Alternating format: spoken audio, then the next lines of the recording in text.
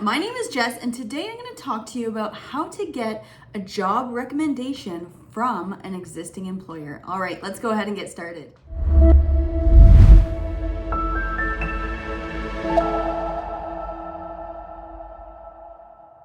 All right, everyone, welcome back to my channel. If you're new here, go ahead and hit that subscribe button below. It would help me out a lot, and you'll be reminded that every single Monday I do post new content. Okay, so you are here because you want some tips on how to get a recommendation letter from a current employer.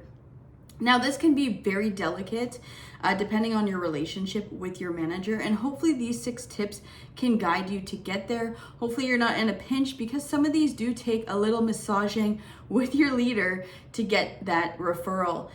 Now, if you're getting a referral because you don't like the work environment, or you don't like your current leader, or you just don't like the job anymore, that might be a little bit more tricky. Hopefully these tips can help, but it might be a little too hard to get a recommendation from that employer. So number 1 tip would be have a relationship with your leader. It is so important for your leader to understand where you want to go, what you want to do in the future.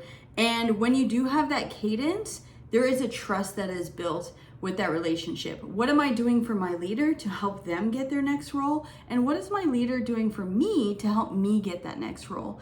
And the delicate subject here is really, sometimes that leader just wants you to stay with them always. And these tips that I'm going to share with you can help you have that conversation. So number 2, with having that relationship with your leader, it is so important to have quarterly career discussions. Hey, how am I doing? How am I doing against my KPIs or my targets? This is where I want to go. I want to learn this, and this.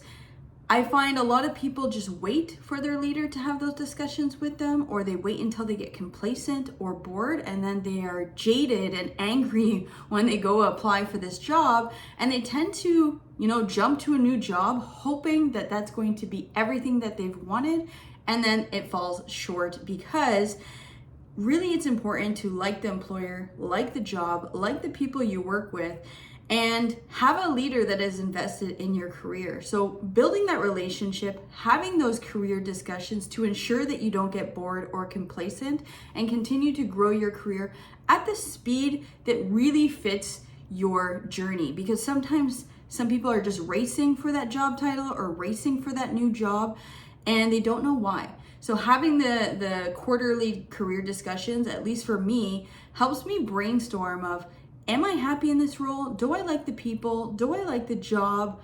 What am I missing? What am I chasing? What is that happiness for that new job? And there are tons of reasons to get a new job. I'm not going to explain them here, but again, that discussion with your leader will really help you stay positive in your working environment. Now, the 3rd tip that I have is explain why you want to leave, why you want to apply for this job, why it's part of your career story. I find when someone's like, hey, I want to go be a technical sales seller, the first question I always ask is why? Why do you want that?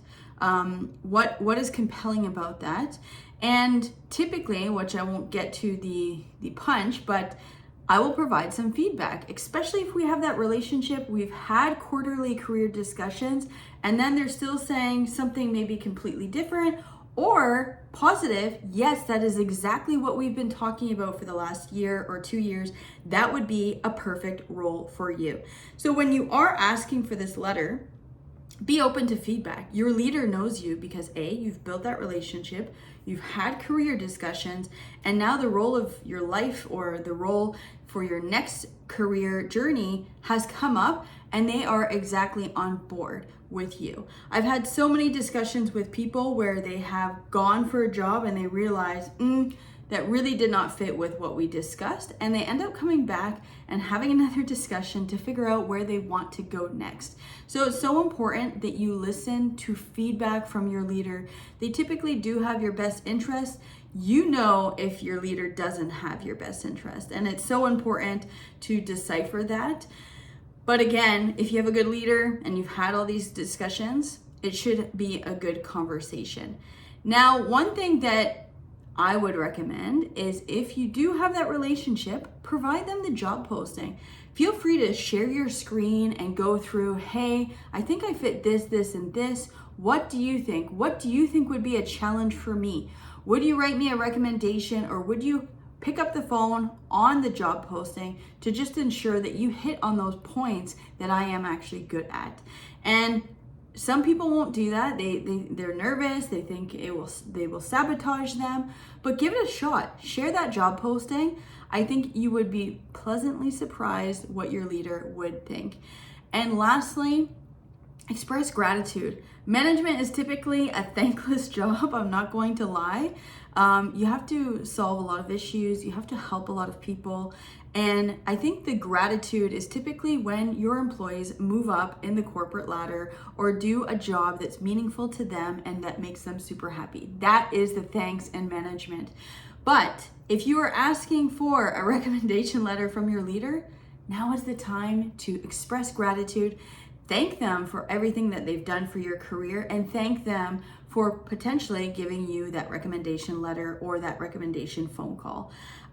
It will leave a great taste in their mouth. You will feel good, and everybody wins, right? Sometimes leaders just want to have a thank you. And if these 6 tips aren't helpful, sometimes employers will just say no. Some employers have policies where they are not allowed to give a recommendation letter. They can give a recommendation in the terms of, yes, they did work for me, but they can't offer any other guidance to that new employer because of strict policy. So really feel it out. That is not just an excuse that leaders will say that to you. But again, if it doesn't work out, that's okay. Find another employer, or just let them know that you're not able to give a recommendation letter for that new job, and explain why, right? I think that's the best you can do.